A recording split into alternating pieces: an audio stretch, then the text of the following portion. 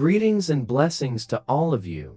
May God grant you and your family a very special blessing. Praise be to God who grants us victory through Jesus' blood. In today's prayer, we will be praying Psalm 91. Before we begin, I would like to ask you to please subscribe to the channel so that you will receive more prayers and videos. If you are already subscribed, please feel free to make prayer requests. Stay with me until the end of the video. Listen to this prayer and participate, for God will speak strongly to your heart through this psalm. Psalm 91. He that dwelleth in the secret place of the Most High shall abide under the shadow of the Almighty. I will say of the Lord, He is my refuge and my fortress, my God. In Him will I trust. Surely He shall deliver thee from the snare of the fowler, and from the noisome pestilence. He shall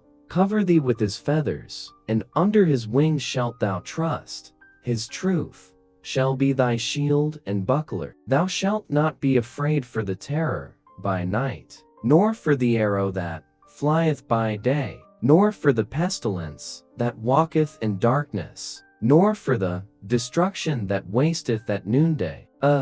1,000 shall fall at thy side, and 10,000 at thy right hand, but it shall not come nigh thee. Only with thine eyes shalt thou behold, and see the reward of the wicked, because thou hast made the Lord, which is my refuge, even the Most High, thy habitation. There shall no evil befall thee, neither shall any plague come nigh thy dwelling. For He shall give His angels charge over thee, to keep thee in all thy ways. They shall bear thee up in their hands, lest thou dash thy foot against. Thou shalt tread upon the lion and adder, the young lion and the dragon shalt thou trample under feet. Because He hath set His love upon me, therefore will I deliver him. I will set him on high, because he hath known my name. He shall call upon me, and I will answer him.